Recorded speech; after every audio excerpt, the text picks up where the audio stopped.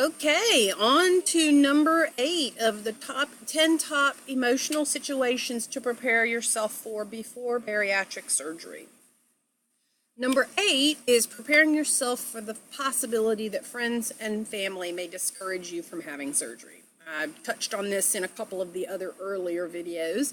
But this is a big thing. These are the people you love and who love you, and it is actually much easier to deal with those strangers who give you their unsolicited opinion than it is to actually deal with the folks that you love who are closest to you.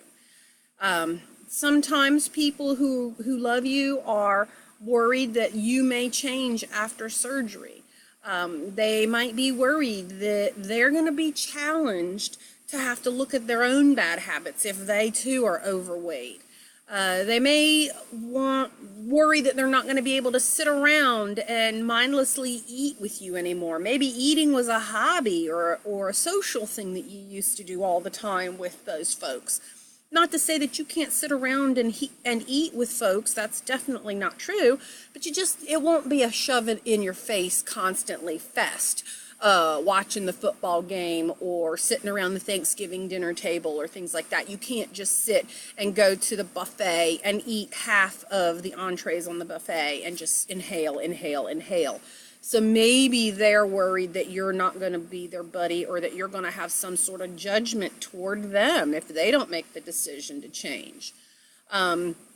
Sometimes they worry that you're not going to enable their negative behaviors anymore. If you've made this positive change in your life, maybe they're worried now you're going to try and push your decision on them.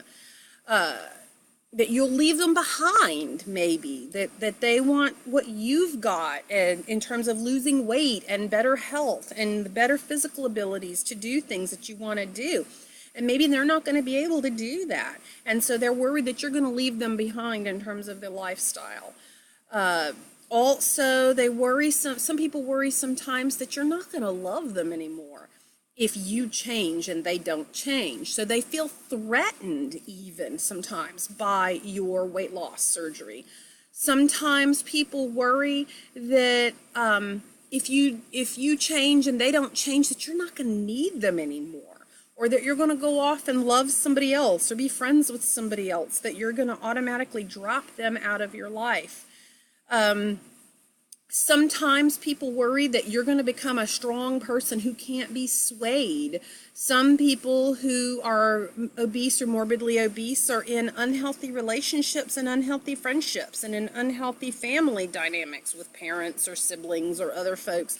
And they're going to worry that you're not going to hide behind your fat anymore, and that you're going to be stronger, and that you're going to be more strong-willed, and that you're not going to be able to be swayed if you have a weight loss surgery. Sometimes there's reasons that pop up that people are driven by to discourage you that you're not even aware of. Something is at the root of their fear. You can be assured of that. There's something going on internally, whether it's a selfish or an unselfish reason that they're trying to discourage you. Maybe they're worried you're going to die. I can say that I had a college roommate who was 407 pounds and was only 5 foot tall.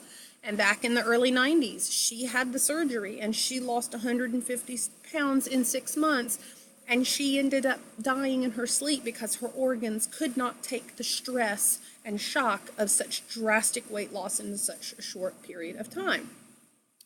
That made me concerned about having a surgery at all. And for 25 years, I did not even consider having a surgery for weight loss.